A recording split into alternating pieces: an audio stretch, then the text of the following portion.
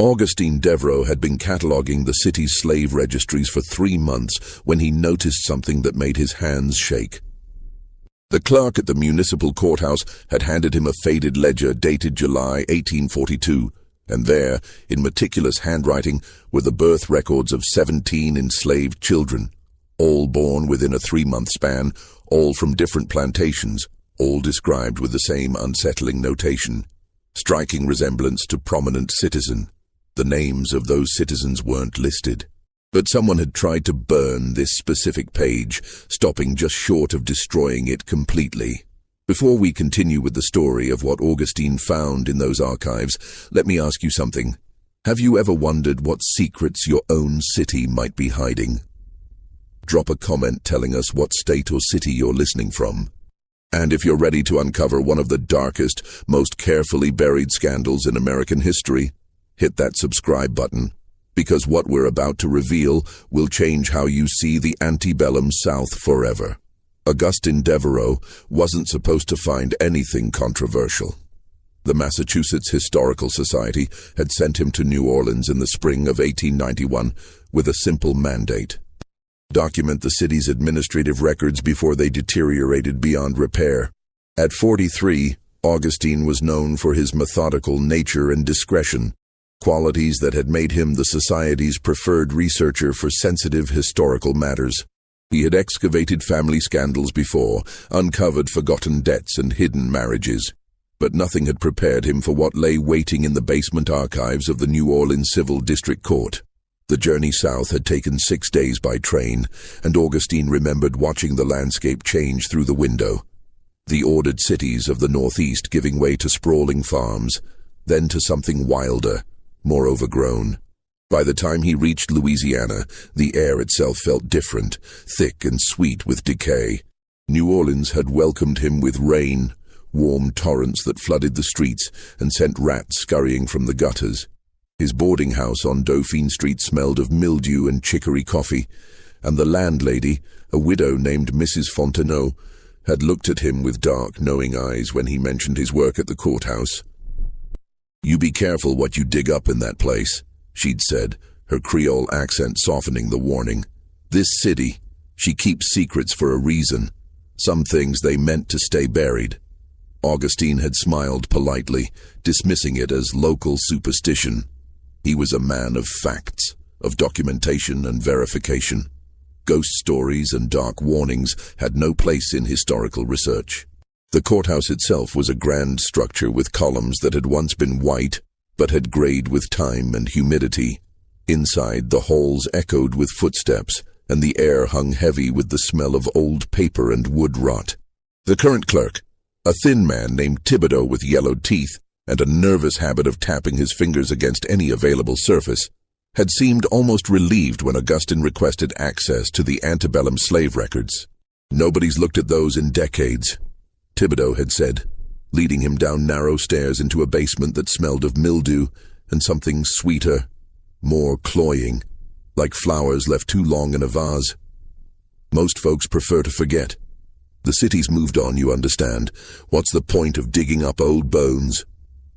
"Historical preservation," Augustine had replied.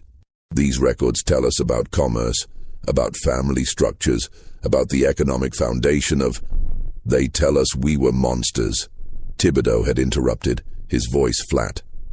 "That's what they tell us, but you go ahead and look. Just don't expect anyone to thank you for what you find." The basement archive was larger than Augustine had expected.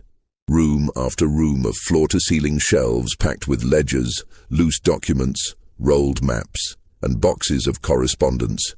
Some sections were well organized, carefully labeled by year and type. Others were chaos, papers stuffed into crates, water-damaged volumes stacked haphazardly, folders bursting with documents that had been shoved in without regard for order. Augustine had started methodically, as he always did. He began with the standard documentation, bills of sale, transfer records, estate inventories. Slavery had been abolished for nearly 30 years, but its bureaucratic skeleton remained, carefully preserved in leather-bound volumes that detailed human beings as property, with the same clinical precision used for livestock and furniture. The first week, he simply familiarized himself with the record-keeping systems. New Orleans had been under French rule, then Spanish, then French again before the Louisiana Purchase brought it into American hands.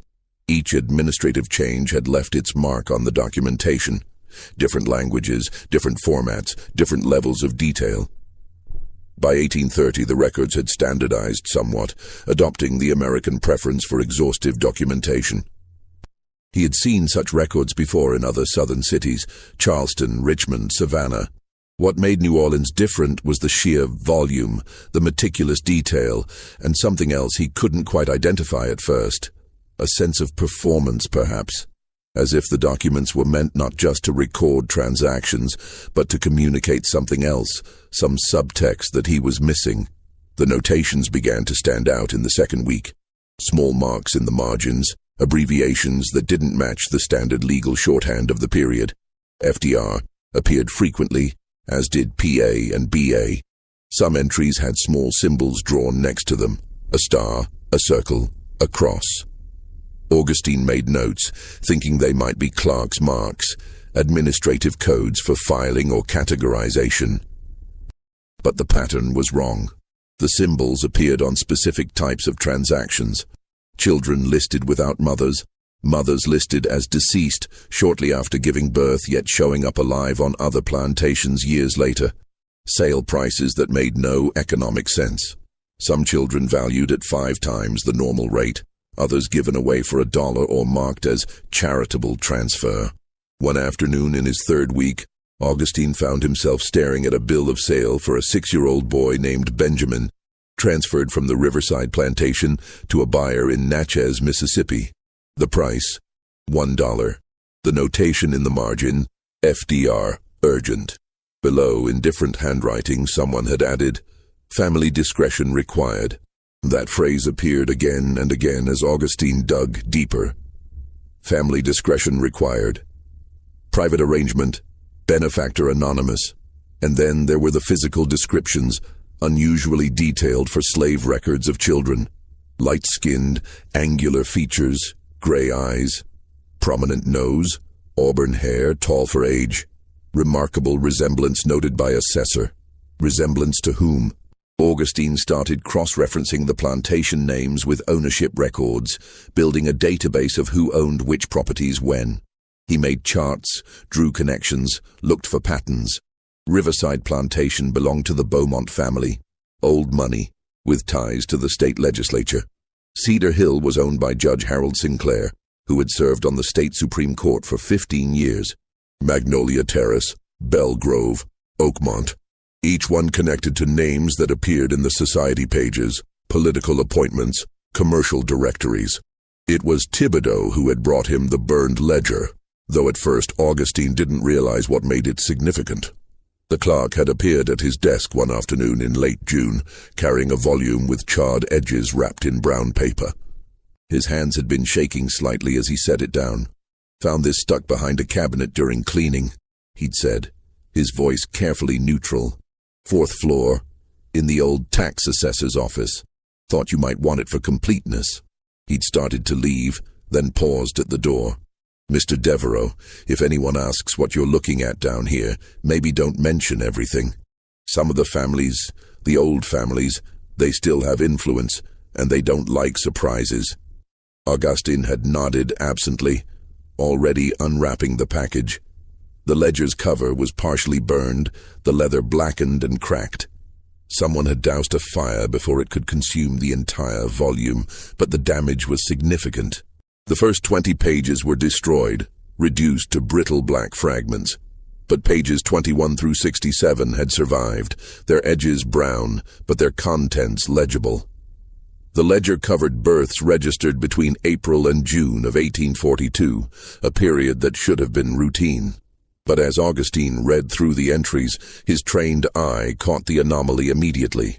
17 children, all born to enslaved mothers on different plantations scattered across Orleans Parish and the surrounding areas, all described with variations of the same phrase. Child bears notable resemblance, features reminiscent of prominent person. Striking similarity observed by registrar. And in each case, where the father's name would typically be listed as unknown or left blank, someone had written a number, just a number between 1 and 8. The numbers were written in the same hand as the rest of the entry, suggesting they were part of the original registration, not added later. Augustine felt his pulse quicken. This wasn't a filing system or administrative code. This was something else, something deliberate. He pulled out a map of the parish and began marking the plantations. Bell Grove, 17 miles upriver. Magnolia Terrace, south near the Delta. Riverside, Cedar Hill, Oakmont, Clearwater, Ashland, each one a substantial property, most of them owned by men whose names Augustine recognized from the society pages and political records he'd already reviewed. Senator Richard Valmont owned 3 of them. Judge Harold Sinclair owned 2. Congressman Thomas Beauchamp had inherited Riverside from his father. Marcus Delacroix, who owned the largest banking house in the city, controlled Magnolia Terrace and 2 smaller properties. The names went on, a roster of the city's most powerful families. But these men weren't the connection. The numbered notations pointed somewhere else. Augustine spent the rest of that day and all of the next pulling every document he could find from early 1842. Legislative records, court proceedings, newspaper archives, business registries. He was looking for men who had reason to visit multiple plantations, who moved in the highest circles, whose presence across different properties might explain why 17 children born in the same 3 months would all be noted for their resemblance to someone. As the courthouse clock struck 9 on his second evening of intensive searching, Augustine found the first match. Number 3 appeared in 7 of the birth records. He traced it back through property transactions, tax documents, and finally to a legislative report. Jonathan Cartwright, a state legislator who had served on the Committee on Agriculture and Labor. In January of 1842, Cartwright had personally led a health and welfare survey of slave quarters across Orleans Parish, part of a state mandate to assess living conditions and productivity. The survey had been conducted in January. The children marked with number 3 were all born in April and May, 9 months. Augustine's throat went dry. He pulled the legislative report and read through the list of plantations inspected. Bell Grove, Cedar Hill, Riverside, Oakmont, Clearwater, Magnolia Terrace, Ashland. Every single property where a child marked with number 3 had been born. His hands were shaking as he checked the other numbers against legislative records, committee assignments, judicial circuits. Number 1 was Judge Harold Sinclair, who rode circuit to plantations across 3 parishes every February and March, conducting legal reviews of property deeds and business contracts. Number 2 was Senator Richard Valmont, who had chaired a commission on plantation productivity in late 1841 and early 1842. Number 5 was Thomas Beauchamp, then a young attorney who traveled frequently to negotiate labor contracts and settle estate matters. Each number corresponded to a man. Each man had documented reasons for visiting the plantations where children were born 9 months later. And each of those men was among the most respected, most powerful figures in Louisiana politics. 17 children. 8 men. All of them officials who should have been protecting the vulnerable, not exploiting them. And someone had tried to burn the only record that connected them. Augustine locked the ledger in his document case that night and walked back to his boarding house through streets that suddenly felt hostile. Gas lamps cast wavering shadows that seemed to reach for him. The usual evening sounds, music from taverns, voices from open windows, the clatter of carriages, took on a sinister quality. Every footstep behind him might be someone following. Every figure in a doorway might be watching. He was being paranoid, he told himself. These events had happened 50 years ago. The men involved were old or dead. This was historical research, nothing more. But the burned ledger suggested otherwise. Someone had tried to destroy this evidence, and recently enough that the fire damage was still visible, the char still black, rather than faded to grey, which meant someone still cared about keeping these secrets buried. Mrs. Fontenot was sitting in the parlour when he arrived, unusual for that hour. She looked up from her sewing as he entered. "You look pale, Mr. Devereaux. You finding things in that courthouse that trouble you?" "Just tired," he said. "Long day." She set down her sewing and fixed him with that knowing stare. "My mother worked in a big house on Esplanade Avenue. The master there, he was a judge. Respected man, went to mass every Sunday, gave money to orphanages." She paused. "My mother said the quarters behind that house were full of children who had his eyes, his nose, his way of standing. Everyone knew. The mistress knew, the other servants knew, the neighbors knew. But nobody said a word. Not in public. Not where it could matter." "Why not?" Augustine asked, though he was beginning to understand. "Because saying it out loud, that would make it real. That would require action.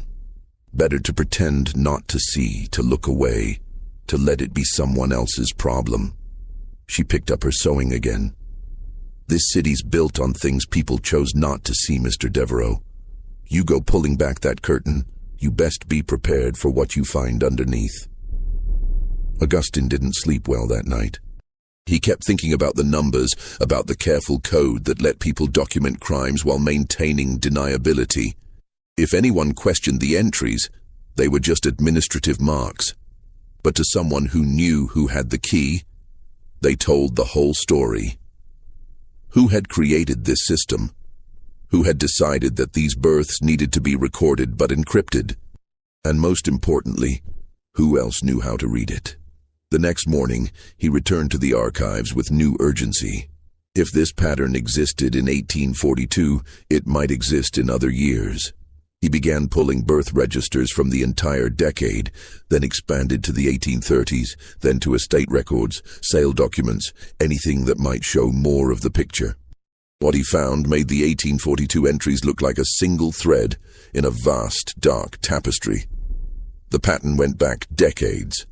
Not every year, but regularly enough that it couldn't be coincidence. Clusters of children born in specific seasons, marked with those same cryptic notations, their physical descriptions unusually detailed for slave records. These weren't standard administrative descriptions, they were portraits, carefully worded to communicate something specific to anyone who knew how to read them. In 1838, there were 12 children marked with numbers between 1 and 5. Augustine traced number 2 that year to a state senator named William Foster, who had toured plantations as part of an agricultural development initiative. All the children marked with his number were born 9 months after his tour. In 1840, 19 children spread across 2 parishes marked with numbers 1 through 7.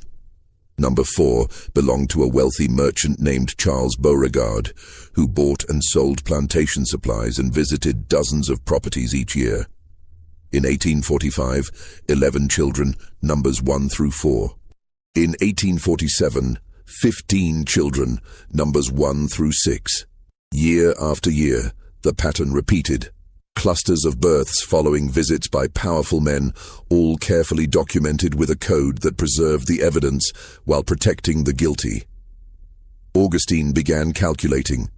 If there were roughly 15 marked children per year, and the pattern extended from at least 1838 to 1852, the last year before the record-keeping system changed, that meant over 200 children. And those were just the ones whose records had survived, the ones where the connection was clear enough to document. How many others had there been? How many children born without being marked, or marked in ways he didn't recognize? How many records had been destroyed before he got there? The scope of it was staggering. This wasn't a few isolated incidents. This was systematic, organized, protected by a bureaucracy that had created an entire coding system to track it while maintaining plausible deniability. Augustine found himself working with a new intensity, barely sleeping, eating meals at his desk. Thibodeau brought him documents without being asked now, appearing silently and leaving brown-wrapped packages that always contained exactly what Augustine needed next. The clerk never explained how he knew what to bring, and Augustine never asked. There was an understanding between them, a shared recognition that this work mattered, that someone needed to bear witness. One afternoon in July, Thibodeau lingered after delivering a packet of papers. The archive was empty except for the 2 of them, and the clerk's usual nervous energy had settled into something quieter, more serious.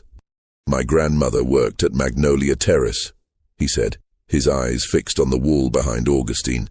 "She was brought there as a girl, maybe 13 years old, worked in the house, helping with cooking and cleaning. She told me once that the house girls knew when the inspections were coming. They knew to disappear into the fields, to suddenly take sick, to do anything to avoid being seen." He paused, his fingers tapping a slow rhythm against his leg. "The ones who couldn't hide, or who were chosen anyway." He stopped, swallowed. "My grandmother said they learned to go quiet inside themselves, to be somewhere else in their minds while it happened, and afterward, if there were consequences, if a child came—" Another pause. The mistress of the house, she would arrange for the woman to be sold away, always phrased as punishment for some invented infraction, but everyone knew the real reason. Can't have evidence walking around, can't have children who look like ghosts of the master's legitimate family. "Ghosts?" Augustine asked. "That's what they called them, the ghost children, because you couldn't talk about them, couldn't acknowledge what was right in front of your eyes. They were there and not there at the same time, visible but invisible." Thibodeau finally looked at Augustine. "She said the newspapers never wrote about it. Said there was an understanding between the papers and the families. The editors, the politicians, the big planters, they were all the same people, you understand? You didn't write about your own." "An understanding," Augustine repeated, thinking about the silence he'd found in the newspaper archives. "Everyone benefited from the silence," Thibodeau continued. "The politicians kept their reputations, the newspapers kept their advertisers and their social standing. The white women of the households could pretend their husbands were faithful. And the men—" his voice turned bitter. "The men got to do whatever they wanted without consequence."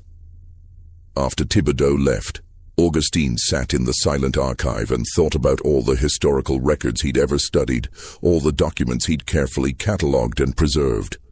How much of history was what people chose to write down, and how much was determined by what they chose to ignore? How many crimes had been committed in plain sight, documented in coded language, hidden behind bureaucratic systems that made them invisible? He began searching newspaper archives next, hoping to find some reference, some oblique mention that might corroborate what he was finding in the birth records. The Times-Picayune, the Daily Crescent, the True Delta, the Commercial Bulletin. New Orleans had been a city of newspapers, competing publications that covered everything from shipping news to society gossip. Augustine read through society pages, birth announcements, political coverage, crime reports. The silence was absolute. In a city whose newspapers documented every society wedding, every political appointment, every minor scandal involving merchants or shopkeepers, there was not a single mention of enslaved children resembling their owners or their owners' associates. Not one letter to the editor questioning the presence of light-skinned children on plantations. Not one editorial about the moral implications. Not even the coded, euphemistic language that Victorian society often used to discuss uncomfortable topics. It was as if an entire category of reality had been agreed upon as non-existent. But there were other patterns in the news, patterns that only became visible when you knew what to look for. Stories that appeared, then vanished. He found a 2-paragraph piece from May 1843 about a disturbance at a plantation in St. Charles Parish, where enslaved workers had refused to labor and made unseemly accusations against parties of quality. The story ran once on page 7, then was never mentioned again, unusual for a paper that typically followed up on labor disputes, property damage, and any threat to the social order. When Augustine searched the court records, he found no trial, no resolution, no further documentation. The incident had simply stopped existing in the official record. He found similar ghost stories scattered across the decade, brief mentions of irregular claims withdrawn before reaching court, of unsubstantiated charges dismissed by magistrates, of workers removed to distant properties for disciplinary purposes, with no explanation of what discipline was required.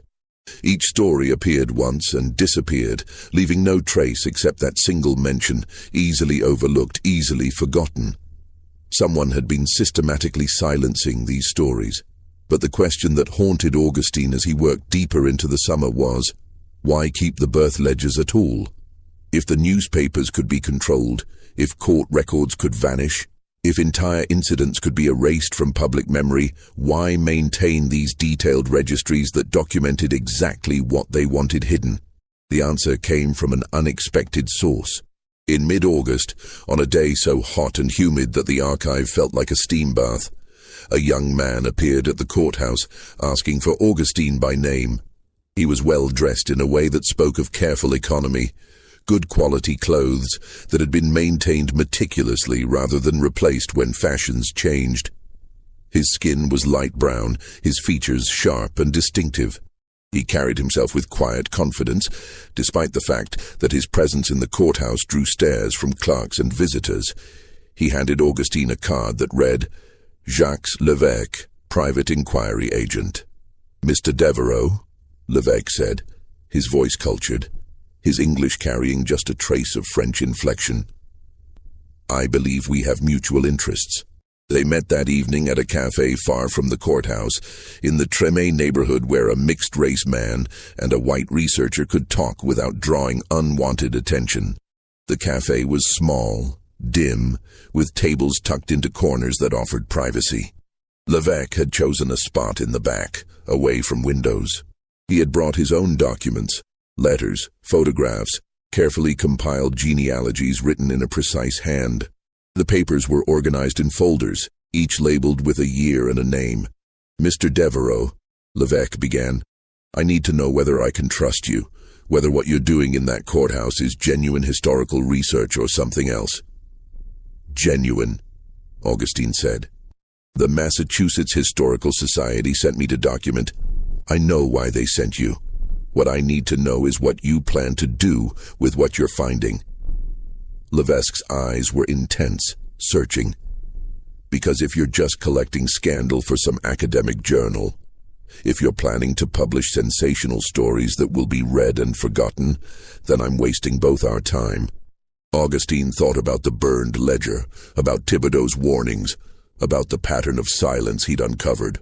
I don't know yet what I'm going to do, he admitted, but I know that what I've found needs to be preserved. These records document crimes. Systematic crimes committed by people in positions of power. That matters. It should matter.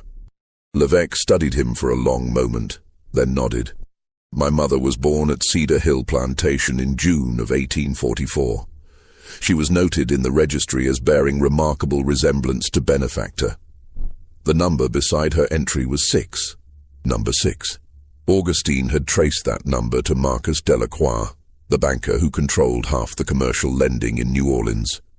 When I was young, Levesque continued, my mother told me about the ghost children. She said there were dozens of us, maybe hundreds, scattered across Louisiana and the territories where people had been sold. Children who looked like senators and judges, like the men who wrote laws saying we were property. She said our existence was the truth they couldn't afford to let anyone speak. He laid out photographs on the table. Men and women, children and adults, spanning different decades. Some of the photographs were formal studio portraits, expensive and carefully composed. Others were simpler, taken with hand cameras, showing people in everyday settings. I've been finding them, Levesque said. The ones who survived, the ones who stayed in Louisiana, the descendants. We all have the records, the birth ledgers, the sale documents with our faces described in detail. Some of us were sold away immediately, to distant plantations where we wouldn't be seen by the wrong people. Others were kept close, sometimes in the same households as our father's legitimate children, invisible in plain sight. His voice was steady, professional, but Augustine could see the tension in his hands as he arranged the photographs. My mother was raised at Cedar Hill until she was 8 years old. Then she was sold to a family in Baton Rouge. No explanation, no warning. One day she was there, the next day she was on a boat heading upriver. She didn't understand why until she was older, until she realized she looked too much like someone important, someone whose wife might start asking questions. Augustine looked at the photographs. The people in them bore the features Levesque had described. Light skin, European features, expressions that seemed to carry a weight of knowledge, of secrets held close. "Why are you telling me this?" Augustine asked. "What do you want from me?" "Proof," Levesque said simply. "I have family stories, I have photographs, I have memories, but I don't have official documentation. The birth records, the sales, the coded numbers, those are legal documents. They can't be dismissed as fabrication or false memory.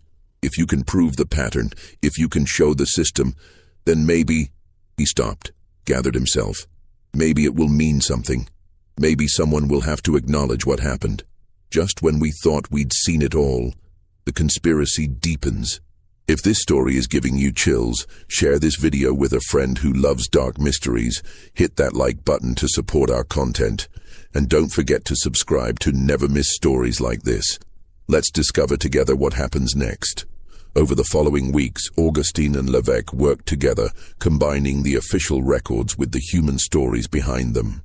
Levesque brought people to meet Augustine. Elderly men and women who had been born into slavery, younger people who carried the legacy in their features and their family histories. There was Marie Toussaint, a seamstress in her 50s who had been born at Belle Grove Plantation in 1839. Her mother had been sold to Cuba when Marie was 3 months old. Marie had been raised by her grandmother, who told her stories about her mother, how she had been quiet and gentle, how she sang while she worked, how she disappeared one day and never came back. "My grandmother said my mother was chosen because she was pretty," Marie told Augustine, her voice matter-of-fact but her eyes distant. "When the inspectors came through, the pretty girls were the ones who caught attention. My grandmother tried to keep my mother hidden, made her work in the laundry where it was hot and steamy and no one looked too close. But someone saw her, and 9 months later, there I was." She showed Augustine a small leather folder containing 2 items, a photograph of herself as a young woman, and a newspaper clipping of State Senator Thomas Beauchamp at his daughter's wedding in 1870. The resemblance was unmistakable. The same high forehead, the same set of the eyes, the same slight asymmetry to the mouth. "I saw him once," Marie said. "I was working as a maid in a hotel on Canal Street, and he came in for some political dinner. He walked right past me, looked straight at me, and there was this moment. I saw him recognize the resemblance. I saw it in his eyes. And then he looked away and kept walking like I was furniture, like I wasn't even human enough to acknowledge." There was Philippe Arnaud, a school teacher who had traced his lineage back to Magnolia Terrace, and a woman named Rose who had been sold to Texas in 1843, shortly after giving birth. Philippe had copies of the bills of sale, had tracked the ship manifests, had found records in Galveston of Rose being purchased by a cotton plantation and dying there in 1851 at the age of 29. "She never saw her child again," Philippe said. "My grandfather. He was raised by another woman on the plantation, grew up not knowing who his mother was. It wasn't until after emancipation, when people started trying to find their families, that he learned what had happened, that his mother had been sent away because he looked too much like Marcus Delacroix. There was Catherine Broussard, whose mother had been born at Riverside Plantation and who had kept detailed written records of her family history, passed down through 3 generations. Catherine had ledgers documenting births, deaths, sales, a parallel archive created by the enslaved themselves, proof that they had paid attention, that they had remembered when the official record chose to forget. "My great-grandmother started keeping these records," Catherine explained, showing Augustine pages of careful handwriting, dates and names meticulously recorded. "She said if the white people wouldn't tell the truth, then we would tell it ourselves. We would remember. Even if we had to keep it secret, even if we couldn't say it out loud, we would know. And someday, maybe it would matter." Each person Levesque brought had the same story with different details. Mothers sold away, children scattered, families destroyed to protect the reputations of powerful men. And in every case, there were records. Not just the official documents that Augustine had found, but private letters, diaries, bills of sale carefully preserved, photographs taken when photography became accessible to working people. Together, they began building a comprehensive case. Augustine would find an entry in the courthouse records, a child born in a specific month and year, marked with a number described with unusual detail. Levesque would connect it to a person, a family, a story. They cross-referenced dates with legislative sessions, judicial circuits, business records.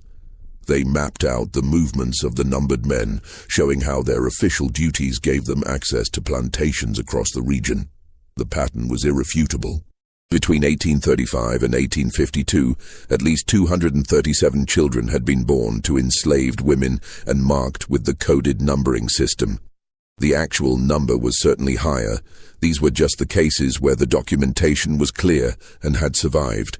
But the most disturbing discovery came when Augustine and Levesque began tracing what happened to the mothers. Augustine had noticed the death records early on, unusually high mortality rates among enslaved women in the year following those documented births. But when he cross-referenced the names with sale records, shipping manifests, and plantation inventories, he found something darker. Many of the women listed as deceased in plantation records appeared on manifests for ships bound for Cuba, Jamaica, Haiti, Brazil. They had been sold away within weeks or months of giving birth, their children left behind. The deaths were fictions, administrative erasures designed to sever any connection between mother and child, to eliminate anyone who might tell the story, who might make accusations that couldn't be ignored. They were witnesses, Levesque said quietly when they discovered the pattern. The only ones who could testify to paternity. So they made them disappear. Augustine found bills of sale for women sold to plantations in distant territories, places far enough away that they could never return, never contradict the official story, never seek their children. Some sales were marked special transport or urgent transfer, with prices that suggested panic rather than economic calculation. The mothers had been exiled for knowing too much, for being evidence of crimes that could destroy political careers and family dynasties. One evening in late August, Augustine and Levesque sat in the archive after hours, surrounded by decades of documentation. They had compiled enough evidence to fill 3 large crates: copies of birth records, bills of sale, photographs, written testimonies, cross-references showing the movements of the numbered men. "What are you going to do with this?" Levesque asked. "Will you publish? Will you tell the world what you've found?" Augustine had been wrestling with that question for weeks. "If I publish, what happens?" "The families will deny everything. They'll say the records are forgeries or misinterpretations. They'll destroy my professional reputation, claim I'm fabricating scandal to make a name for myself." "So you do nothing?" There was no accusation in Levesque's voice, only exhaustion. "I preserve it," Augustine said. "I make sure this evidence survives, gets catalogued properly, can't be easily destroyed. And when the time is right, when it can't be suppressed, when will that time be?" Levesque interrupted. "These men are dying, Mr. Devereux. Their sons are dying. In another 20 years, everyone directly involved will be gone, and people will say it doesn't matter anymore. It's ancient history. When is the right time to demand accountability?" Augustine had no answer. He thought about Thibodeau's warning, about the clerks who had disappeared for trying to bring these records to light. He thought about the burned ledger, about the systematic silencing he'd documented. The truth mattered, but so did survival. What good would it do to publish revelations if he ended up floating in Lake Pontchartrain? "Help me understand something," Augustine said. "Why keep the records at all? Why create this numbering system? Why document these births in detail if they wanted it all hidden?" Levesque smiled without humor. "Insurance. Power. Think about it. Every one of those men could be destroyed by what they'd done. If you were in a position to threaten them, if you had this evidence, you could control their votes, influence policy, extort money, ruin them completely. The records weren't meant to be public. They were meant to be leverage. Leverage for whom? Whoever controlled the records. The clerks who maintained them, the families who inherited the knowledge, anyone who knew where to look and how to read the code." Levesque gestured at the stacks of documents around them. This city runs on secrets and blackmail, Mr. Devereaux, always has. The official story's what gets published in the newspapers, what gets taught to children. But the real power comes from knowing what's hidden underneath. That night, Augustine lay awake in his boarding house room, thinking about power and silence, about the machinery that had kept these crimes hidden for decades. The numbered men had committed their acts with impunity because they controlled the systems that should have held them accountable. The courts, the newspapers, the economic structures that gave them access to vulnerable people. And those systems had protected them even after death. Their descendants inherited not just wealth and position, but the architecture of silence that made scrutiny impossible. In September, things began to change. Augustine noticed he was being followed. It started subtly, the same face appearing in different locations, a man in a grey coat who seemed to be wherever Augustine went. Outside his boarding house in the morning. Across the street from the courthouse at lunchtime. In the cafe where he sometimes ate dinner, he mentioned it to Levesque, who took the threat seriously. "We knew this would happen," Levesque said. "You've been too visible, spending too much time in the archives. People talk, clerks gossip. Someone's noticed what you're researching." They started taking precautions. They varied their meeting locations, stopped meeting at the courthouse, communicated through notes left at agreed-upon drops. Augustine began making copies of the most important documents, storing them in different locations. He rented a room across town under a false name, filled it with duplicates of his research. Thibodeau became increasingly nervous, his finger-tapping constant, his eyes darting to the door whenever someone entered the archive. One afternoon he pulled Augustine into a side room, his voice barely above a whisper. "They know what you're doing," he said. "The families. They have people watching the archives, tracking what documents you request. They know about your meetings with Levesque, about the people he's been bringing to see you." "How do you know this?" Augustine asked. "Because they came to me, offered me money to report everything you find, to slip them copies of your notes." Thibodeau's hands were shaking. "I told them I didn't know what you were researching, that I just pulled files like I would for any historian. But they didn't believe me. They know my family's history with these records." "What history?" Thibodeau closed his eyes. "My grandfather was a clerk here. In 1849, he tried to bring attention to what was in these records. He went to a newspaper, showed them evidence. 2 weeks later, he disappeared. They found his body in the river a month after that, ruled it an accident, a drowning. But my family knew better." "And your father?" Augustine asked. "Became a clerk like his father, kept his head down, maintained the records, never said a word about what they contained. He taught me the same, preserve, protect, but never reveal. Not until the time was right, not until someone came who couldn't be intimidated or bought off." "You think I'm that person?" "I think you're from Massachusetts," Thibodeau said. "You're not tied to these families, not dependent on their goodwill. You can leave this city and take the truth with you. That makes you dangerous to them, and when you become dangerous to powerful people..." He didn't finish the sentence. That evening, Augustine wrote a detailed letter to the Massachusetts Historical Society, documenting everything he'd found. He included copies of the most damning records, carefully photographed by Levesque using a camera borrowed from a friend who did commercial photography. He mailed the letter himself from 3 different post offices, sending duplicate copies to ensure at least one would arrive. The response came faster than he expected, but not from Massachusetts. A delegation arrived at his boarding house 3 days later, 3 well-dressed men who introduced themselves as representatives of concerned parties with interests in Louisiana's historical reputation. They were polite, even gracious. The eldest, a silver-haired man with cold eyes and an expensive suit, did most of the talking. "Mr. Devereaux, we understand you've been conducting research into some sensitive historical matters. We appreciate scholarly dedication, we truly do. But we're concerned that you may have misinterpreted certain documents, drawn conclusions that aren't supported by the evidence." They were sitting in Mrs. Fontenot's parlor.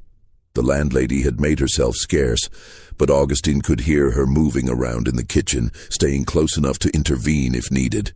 "I've drawn conclusions based on clear patterns in the documentation," Augustine said carefully. "Birth records, sales, coded notations that correspond to specific individuals.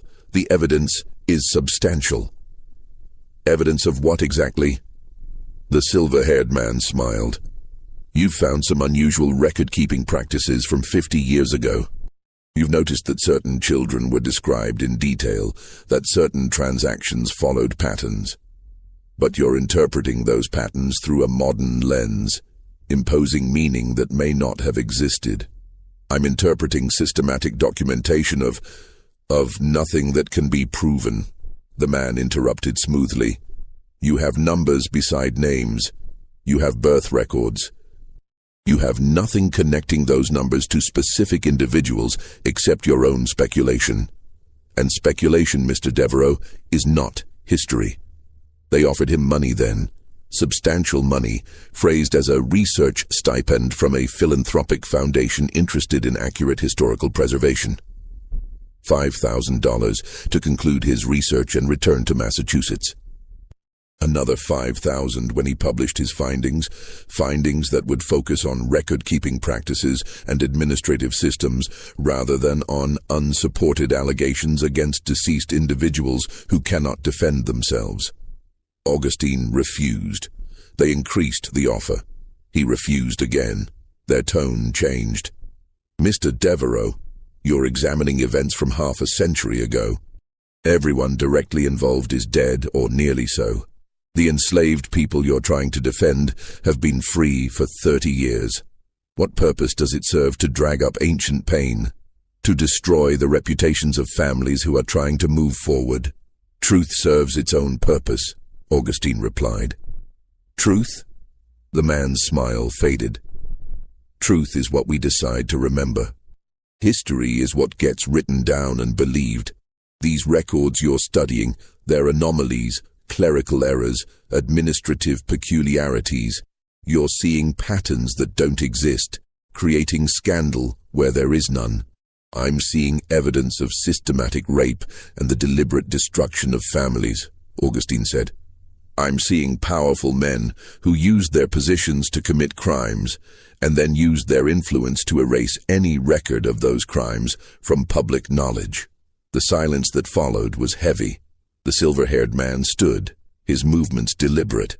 "You're a long way from Massachusetts, Mr. Devereaux, a long way from home. This city can be dangerous for outsiders who don't understand how things work. Accidents happen, people get hurt, and if those people have made allegations against prominent families, well, who's going to believe them? Who's going to care?" After they left, Mrs. Fontenot emerged from the kitchen. Her face was grim. "You need to be careful. Those men, they're not making empty threats. I know their type. They think they own this city, own everyone in it." "I won't be intimidated," Augustine said, though his hands were shaking. "It's not about intimidation. It's about power." She sat down across from him. "My mother's mother, she knew secrets about the family she worked for. Names of children, who their real fathers were. She thought knowing those secrets made her valuable, protected. It didn't. One day she was there, the next day she was gone. The family said she'd run away.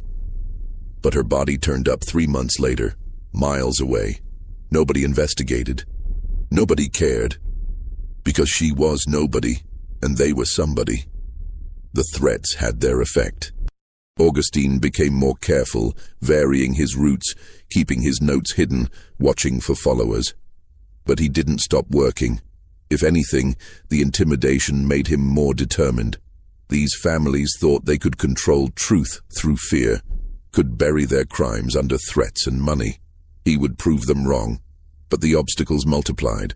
His access to the courthouse archives became increasingly restricted. The new supervisor, a heavy-set man who had replaced the previous administrator with suspicious suddenness, required written authorization for every document request. Simple pulls that used to take minutes now took days.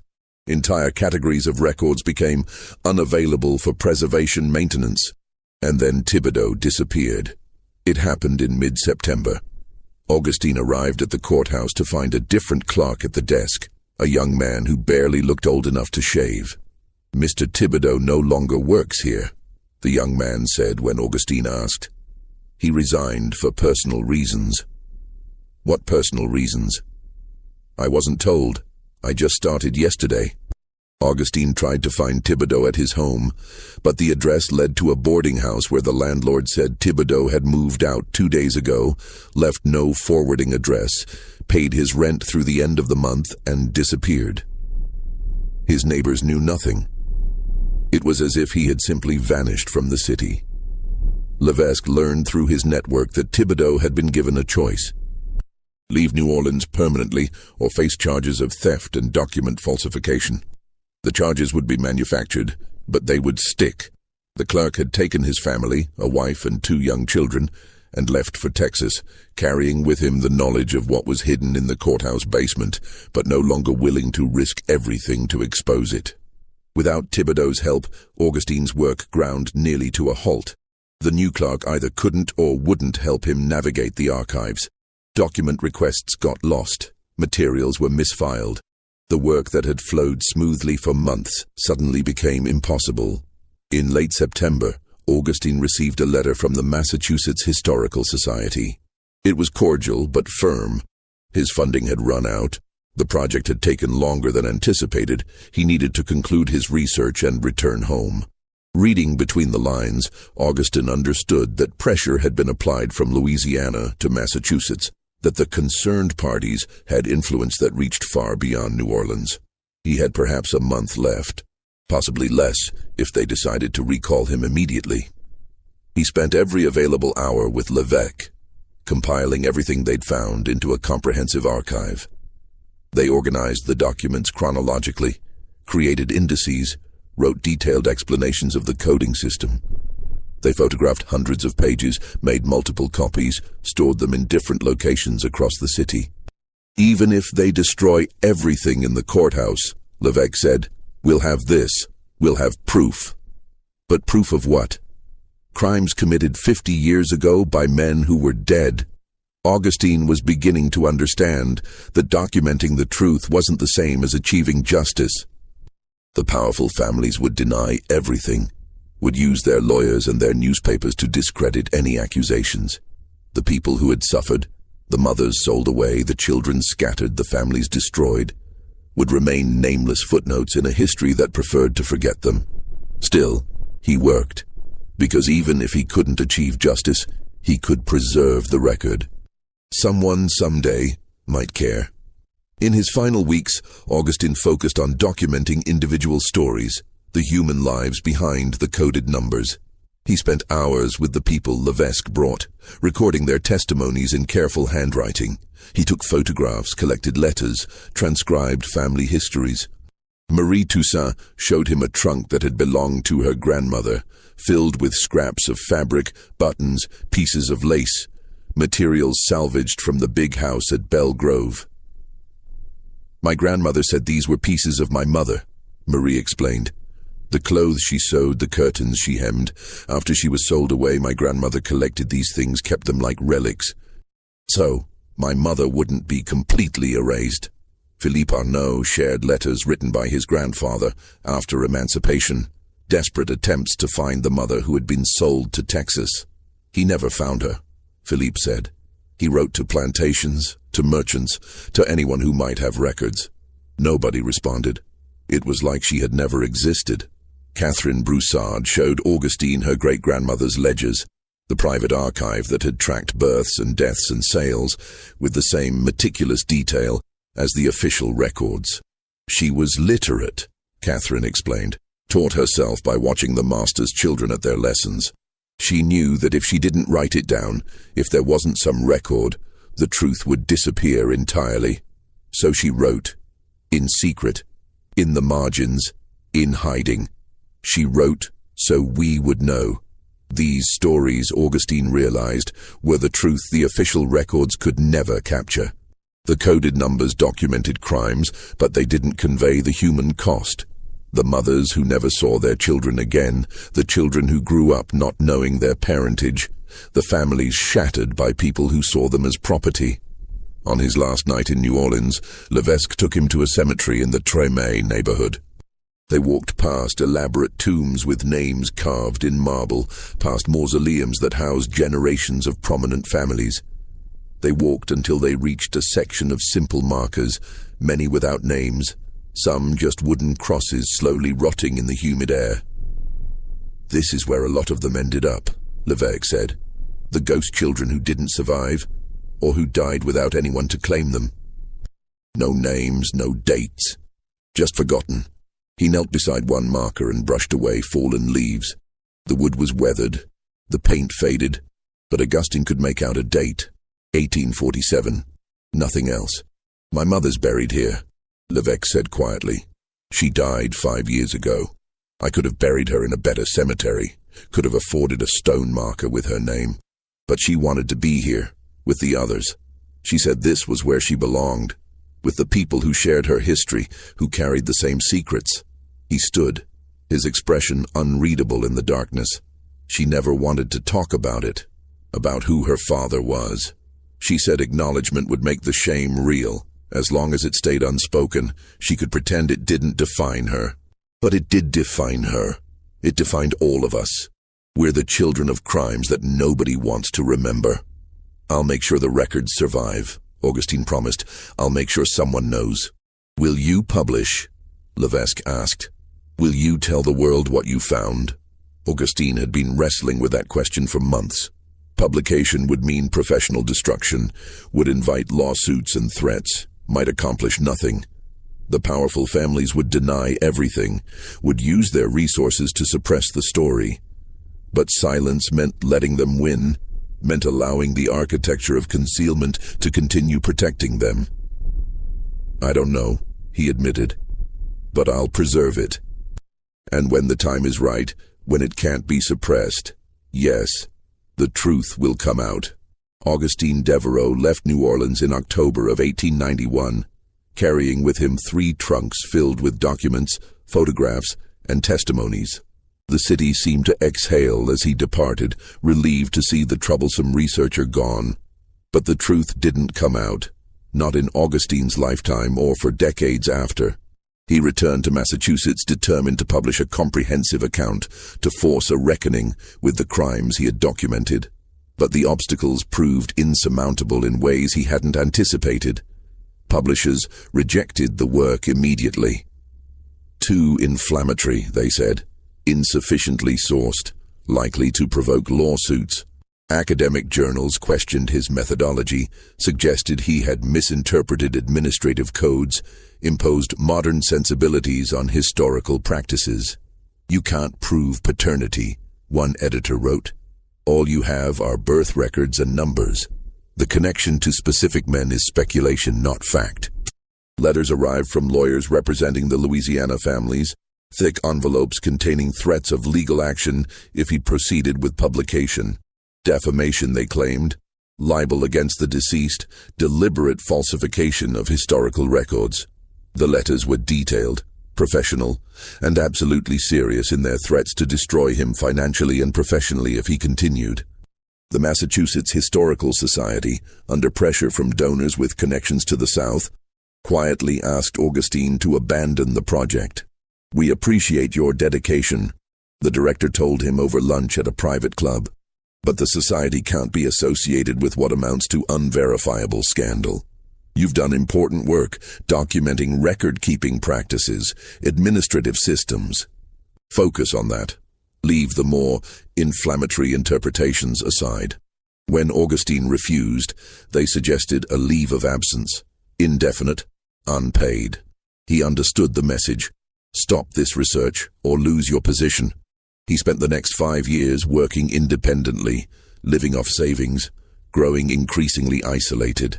He contacted newspapers, hoping investigative journalists might take up the story. But even the reform-minded papers hesitated. "It's 50 years old," one editor said. "Everyone involved is dead or dying." What's the public interest? What's the story beyond historical scandal? He tried abolitionist organizations, groups that had fought slavery and might care about its legacies. But even they were cautious. "We've moved on," they told him. "The fight now is about voting rights, about economic opportunity, about building a future.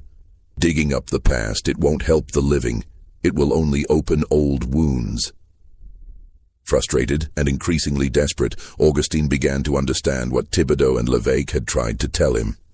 Some truths were too dangerous to speak, not because they weren't real, but because too many people had invested in keeping them hidden. The machinery of silence was too powerful, too entrenched, too well-funded to be overcome by one researcher with boxes of documents. In 1894, Augustine received word that two of the men he had numbered, Judge Sinclair and Senator Valmont, had died within months of each other. Their obituaries in the New Orleans papers were glowing tributes to public service, civic virtue, dedicated family men who had shaped Louisiana's legal and political landscape. No mention of the children scattered across plantations, of the mothers sold away, of the crimes committed under cover of official authority. He wrote letters to the editors, pointing out what their obituaries omitted. None of them were published. In 1896, Jacques Levesque wrote to him from New Orleans. The letter was brief and devastating. The courthouse had a fire. Small, contained quickly by the fire brigade, but it destroyed the section where the slave records were kept. Arson, certainly, though no one will say so officially.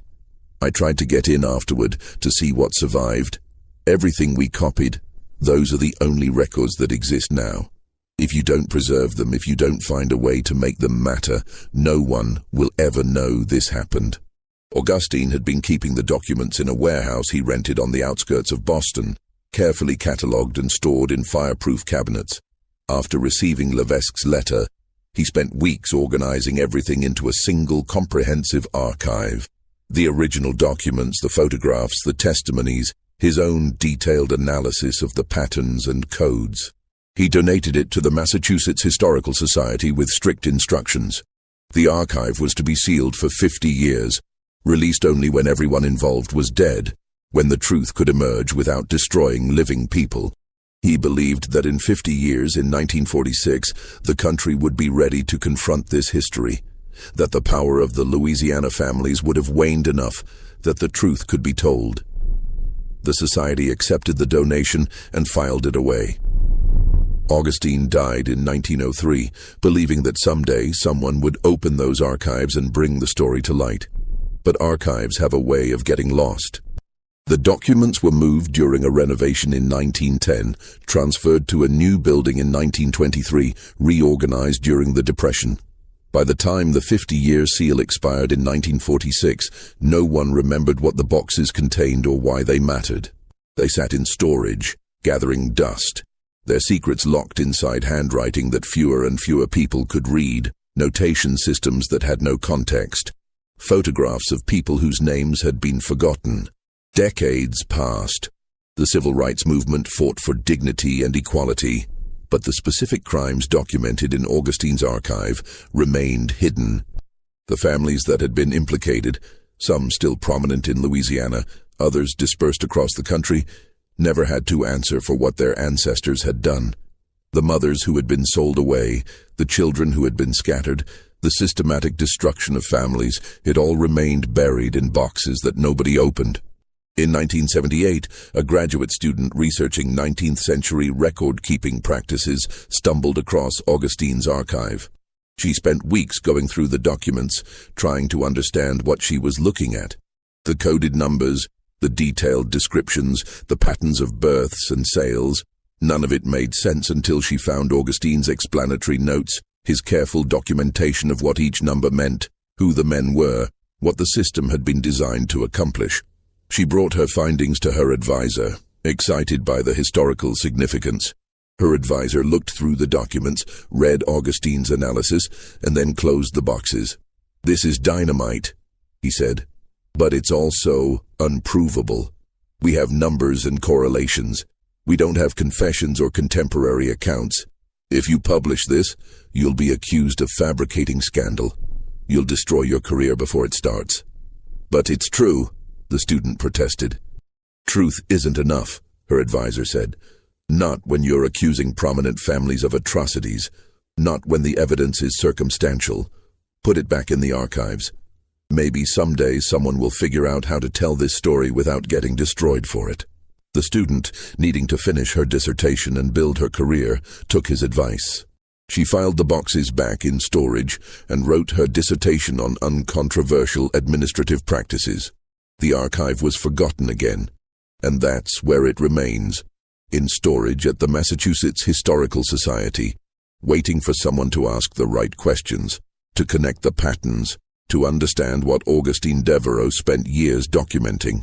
The evidence of systematic abuse by some of Louisiana's most powerful men, the coded records that tracked crimes while maintaining deniability, the photographs and testimonies of people whose existence was supposed to remain invisible. It's all there, preserved but hidden, true but untold. The newspapers never reported it.